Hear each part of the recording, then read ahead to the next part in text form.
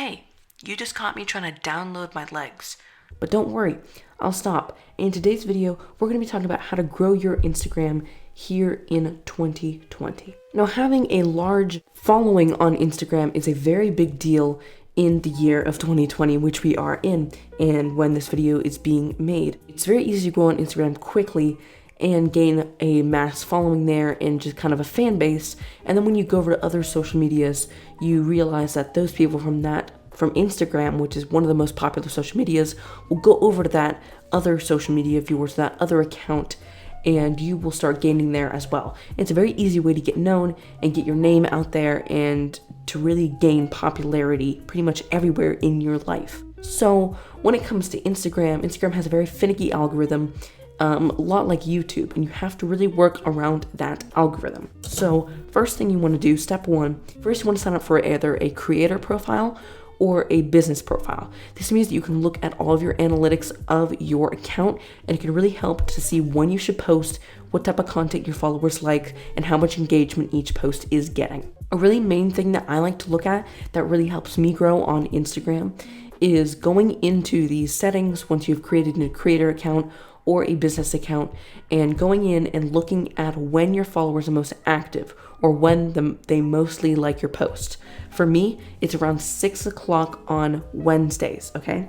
Now, this means that if I post around 6 o'clock on a Wednesday, I'm going to get the most engagement, the most likes, the most comments, and the most views of my posts. And a few of my posts have actually been featured in people's recommended. I've gotten only two DMs, but I'm not that big of a person on Instagram. I only have 300 followers. But I've gotten two people take a screenshot to say, hey, your post showed up in my feed, or they've commented that my posts have showed up in their feed. So making sure that you are posting at the time when your followers are most online is a very good way to make sure that you're getting the most likes and comments, which moves you up in the algorithm and gets your posts featured more, which gets you more followers, which gets you more popularity. Step two is appearance. When someone goes onto your profile, it is a follow or not follow, okay? And you have to make your first impressions. Number one, you want impressions. This is what this entire step is about. And appearances are a big, big thing around that. Make sure you have a good profile photo, usually something that either you have taken yourself, or a portrait of you, or a piece of art that you made, or something that revolves around what you did, and usually something that is of yours. Don't go take an image off of Google or Pinterest or anything, because that, one, is stealing if it's copyrighted, and two, that doesn't represent your account unless your account is about Pinterest images. Haven't really thought about that one. Make sure that you have, like I said, make sure you have a good profile photo, and try to keep that profile photo along all of your social media. So that way, when someone, even if you have a different username, when someone sees that profile photo, they'll think either, hey, this is that person, or two, it's a fan account. But fan accounts are being dealt with the new verification processes, so that way you are known as the original creator. Going back to appearances, like I said, good profile photo, but then there comes the bio. A lot of people bog this up with a ton of emojis or links or different fonts, and you want to just make sure that whatever is in your bio relates to you and gives the person the base information about whatever makes up your account and you personally. My favorite things to do is to put my actual name or whatever I'm going by, like business name, etc., in the name section, and then make sure to, what I like to do is age, maybe a nickname of yours. I don't usually do nicknames. Age, nickname, maybe what state you live in or country, and then your field. You can put photographer. But if you have, let's just say, a business account, you can pick whatever type of account yours is, and it'll actually show up in a lighter gray font underneath your name, so you won't have to put that in your bio. But if you don't have that, then it would be totally fine to put makeup guru or photographer or filmmaker or YouTuber or whatever in your bio itself, like writing it out, so that people know what your account is about before they even look at your photos. That's another thing. Step three, make sure to have a coherent feed. Now, a lot of people really like it when a feed is coherent or aesthetically pleasing. So that means either having the same colors, having the same shapes, or having a similar style if it's like art. throughout your entire feed so that when people see something of yours, they know that one, it's congruent with your entire feed and it looks very aesthetically pleasing, but two, when they see it, they know it's you, okay? That goes along with the profile photo. When they see it, they know that it's you. So definitely create a specific style that is yours and a specific color scheme or shapes or different shadows or something that you're putting into it. Even if it's like UI design, you can do like neomorphism or skeuomorphism and implement that into your feed so that when people see it, they know it's you. And if it's a really good type of feed, can really intrigue them into following you or looking more into your account or researching you or following you on other social medias. Step 3 is regular and timed posts, okay? This goes back to step 1, which is looking at your statistics. Posting consistently is a really big key into growing your Instagram account and keeping those followers, because as many followers as you get, they can always unfollow you, and that is one of the biggest killers of your account, is when your followers lose interest because you're not posting or you're not engaging with your followers. So make sure to either have a schedule of posting or go back to those statistics and see when you should post and follow that and keep looking at your statistics in case it changes. You definitely want to make sure not to multi-post.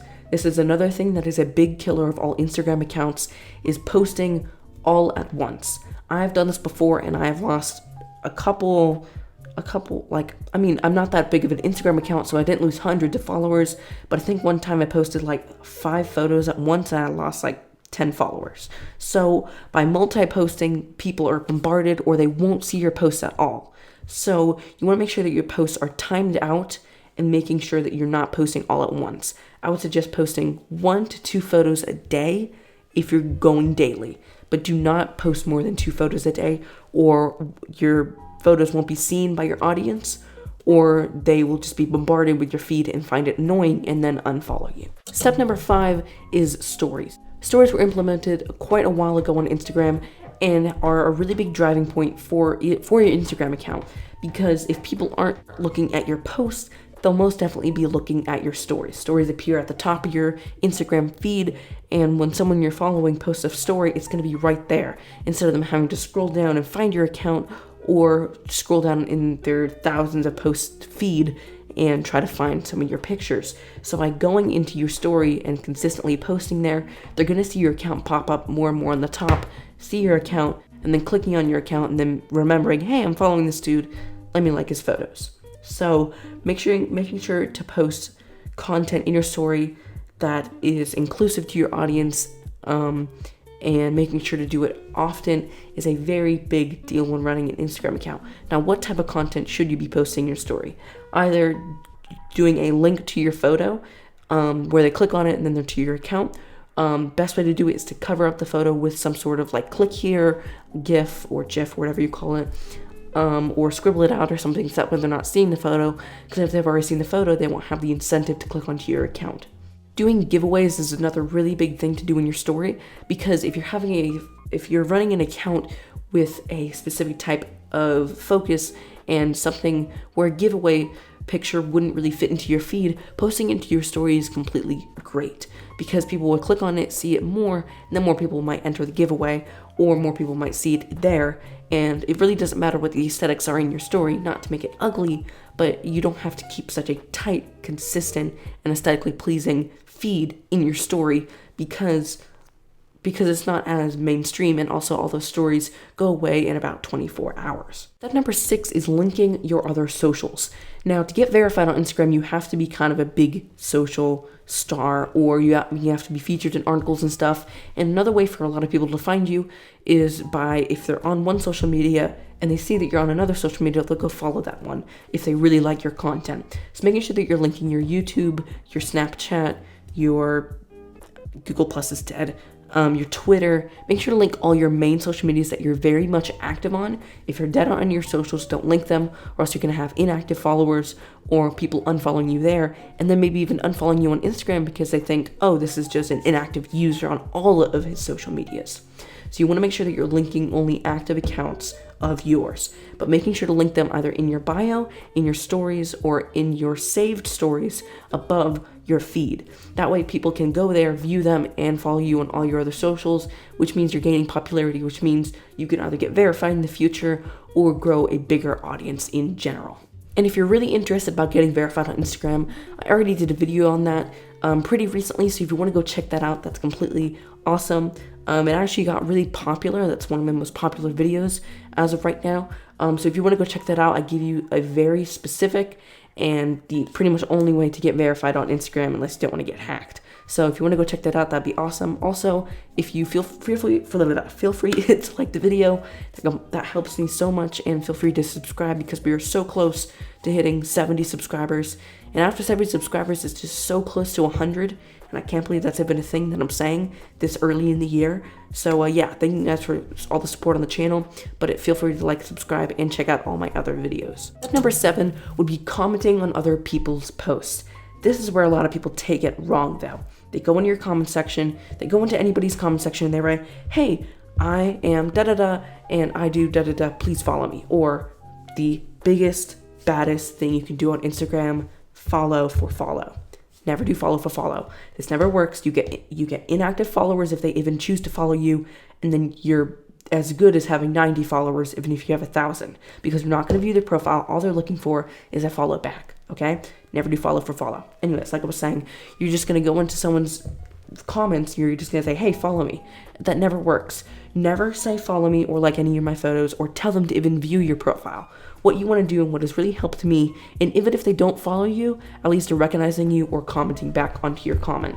You want to say something specific about their photo. Let's just say there's a picture of buildings and a airplane. Say, hey, this is a really cool photo. How did you take it? Questions. People want to answer your questions because they are also people. If someone commented on your photo saying, hey, how'd you take this? This is really interesting. I want to learn more. Engaging in a question makes them want to engage with you. Therefore, they will have to respond if they really are engaged, or they'll click onto your profile and they will actually follow you. So making sure to comment stuff about the person's specific photo is a huge deal because that makes them feel cared about because you actually care. Now, don't do this just to gain followers. Do this because you actually want to engage with someone and actually learn something about them, but also because you want to grow. Don't do it just because you want the clout or followers. Do it because you actually want to build relationships on this platform. Step number 8, hashtags. This feature can be abused, okay? I've abused it before, and this is not what Instagram wants. Instagram does not want you to copy paste 25 tags beneath your photo. What they want you to do is to use it as a mean to grow your account by linking that photo to specific things. So instead of going onto Google and saying most popular Instagram hashtags, instead look at your photo and just type them out. Let's go back to the airplane and buildings example. Hashtag photography, okay? Because it's a photo. Hashtag, is it black and white? Is it a landscape? Is it a portrait? Let's say hashtag landscape, okay? Then after that, hashtag maybe a specific person that you tagged in there that is popular. So let's just say, I don't know, hashtag Peter McKinnon. Let's just say it was a photo of him, I don't know. Basically, doing hashtags that are specific to that photo instead of just picking the top 20 most popular ones. Because I've found that by doing it more specifically to a photo, you actually gain more popularity than just copy pasting a bunch of tags, because so many people do that you're basically just getting lost in the shuffle. But by being specific about what your photo is about, and then when people search those hashtags or go under your photo and click on those hashtags, they'll see your photos, and it'll get you more engagement that way and more popularity. So yeah, thank you guys for watching this video. Took a little bit to produce. We have a little bit of a guest in the background. I got him on my recent trip to Texas, which I was gonna make a whole video about, but I realized making update videos, this isn't kind of my thing. But yeah, so got back from Texas. The trip was way too long. I'm so happy to be home. But yeah, so I put the microphone back over here because I just like it better over there. I'm filming in 60 frames per second, at least I think I am. So tell me what you guys think. Again, thank you so much for the support on the channel. And as always, I will see you guys in the next one. Peace.